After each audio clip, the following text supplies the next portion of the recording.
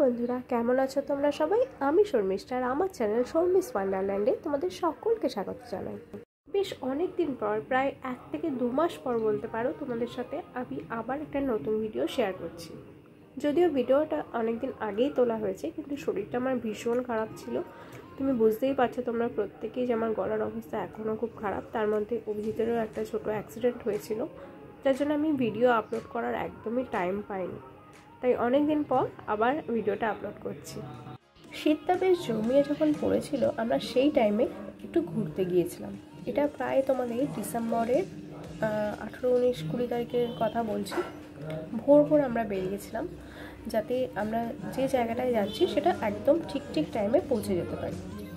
সেই সময়টা এত ঠান্ডা পড়েছিল যে ভিডিও করাটা সত্যি পসিবল ছিল না। মানে আমার হাতটা পুরো জমে যাচ্ছিল, কিন্তু তা সত্ত্বেও কিছু মেমোরির জন্য একটু তো ভিডিও করতেই হয়। তাই কিছুটা আমি ভিডিও করে রেখেছিলাম, যাতে তোমাদের সাথেও শেয়ার করতে পারি আর আমিও পরবর্তীতে দেখতে পারি। তোমরা দেখতেই পাচ্ছ আমরা কোলাঘাটে পৌঁছে গেছি এর মধ্যেই। আর এত সকালবেলায় আমরা প্রথমে একটু চা খেয়ে নিয়েছিলাম, কারণ প্রচণ্ড ঠান্ডা পড়েছিল। চাটা ছাড়া একদমই চলছিল না। যদিও ওখানে বেশিক্ষণ টাইম আমরা নষ্ট করিনি, কারণ যেখানে যাওয়ার কথা ছিল সেটা দূরত্বটা অনেকটাই বেশি ছিল আমাদের কাছে, কারণ আমরা এর আগে এতটা দূরে জার্নি করিনি। তাই বেশিক্ষণ না দাঁড়িয়ে আমরা আবার তাড়াতাড়ি করেই রওনা দিই।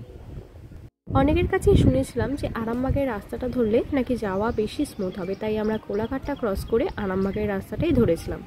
আর রাস্তাতেই আমরা পেয়ে গেছিলাম একটা ভালো সুন্দর ধাবা, যার নাম শালবন। তো ওখানেই আমরা আমাদের সকালের ব্রেকফাস্টটা করে নিই। কারণ তোমাদের বললাম আমরা অনেক সকালে বেরিয়েছিলাম। সকালে না, মানে আমরা রাত থাকতে বেরিয়েছিলাম, 3টে 4:30টার দিকে বেরিয়েছিলাম।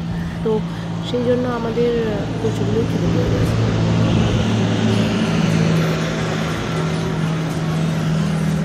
কিছু বলার আছে? দারুণ এক্সপিরিয়েন্স, মানে মন খুলে যাচ্ছে, কল্পনা করা যায় না। হ্যাঁ, খুব ভালো লাগছে। ঠান্ডাও একটু লাগছে। কি লাগছে? ভয় লাগছে? ঠান্ডা হলো, ভয়টা লাগে না, ঠান্ডা লাগছে, কিন্তু এক্সপিরিয়েন্স দারুণ, অতুলনীয়।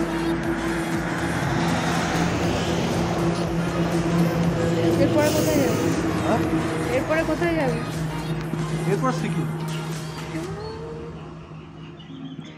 সিকিম যেতে পারবে? আমার কাছে কোনো ব্যাপারই না।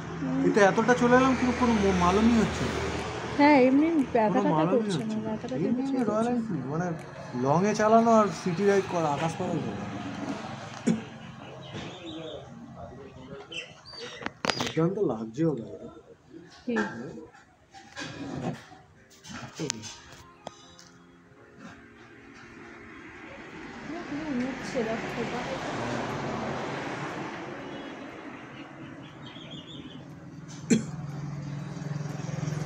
तो ये स्टैंड अप है, मोबाइल होल्डर स्टैंड पूरा है। বাইরের রোদটা এতটাই ভালো লাগছিল যে আমরা আর রেস্টুরেন্টের ভেতরে বসে খাইনি, আমরা বাইরেই বসে আমাদের ব্রেকফাস্টটা কমপ্লিট করি। আমরা নিয়েছিলাম আলুর পরোটা, যেটা মোটামুটি অ্যাভারেজ ছিল খেতে, খুব ভালো যে ছিল সেটা বলবো না। আর তোমরা তো শুনলেই অভিজিতের কাছে, ও প্রচণ্ড মানে এক্সাইটেড ছিল। এতদিন পর আমরা কিছুটা লং ট্যুর করছি। আমরা দীঘায় গিয়েছি, কিন্তু এখানে যাওয়াটা আমাদের এই ফার্স্ট। ঠিকই করেছিলাম যে এই রাইডটা যদি আমরা ভালোভাবে সাকসেসফুলি কমপ্লিট করতে পারি, তো আমাদের সেকেন্ড ট্যুর হবে সিকিম, যেটা আমাদের দুজনেরই খুবই ইচ্ছা। আমরা ঘুরতে ভীষণ ভালোবাসি, তো আমরা এটা ঠিকই করে রেখেছি। এবার জানি না কতটা কি হবে। দেখ, আমরা চলে আসলাম জয়পুর ফরেস্টের মধ্যে। আমরা জয়পুর ফরেস্টের মাঝখানে রাস্তা দিয়ে যাচ্ছিলাম। মানে ওয়েদারটাও দারুণ ছিল, আর শুধু মানে নেচারটা তোমরা দেখো, দারুণ সত্যি কথা। অনেকেই হয়তো ট্রেনে বাসে যেতে পছন্দ করো, কিন্তু আমি পার্সোনালি নিজের বাইক বা গাড়িতে যেতে সত্যিই খুব পছন্দ করি, কারণ এরকম একটা মজা আনন্দ অন্য কোথাও আমি আর পাই না। তো রাস্তাগুলো আমাদের খুব একটা চেনা ছিল না, তাই অনেকেই বলে দিয়েছিল আরামবাগ হয়ে মানবাজার হয়ে তারপর আমাদের ডেস্টিনেশন যেটা, সেখানে ঢোকার জন্য। তাই আমরা সেই হিসাবেই রুট ধরে এগিয়েছিলাম। তার মধ্যে এই জয়পুর ফরেস্ট পড়ে, যেটা প্রচণ্ডই ভালো লেগেছিল, আর ওখানে দাঁড়িয়ে আমরা প্রচুর ছবি তুলে নিয়েছিলাম। আমাদের এই জার্নিতে, মানে শুধু যাওয়ার কথা বলছি, 261 কিলোমিটারের এই জার্নিতে আমাদের 10 লিটারের পেট্রোল লেগেছিল। তোমাদের সাথে কথা বলতে বলতেই আমরা পৌঁছে গেলাম আমাদের ডেস্টিনেশন পুরুলিয়া। পরের ব্লগে বাদবাকি সবটা শেয়ার করছি, সঙ্গে থেকো আর চ্যানেলটাকে অবশ্যই সাবস্ক্রাইব করে দিও।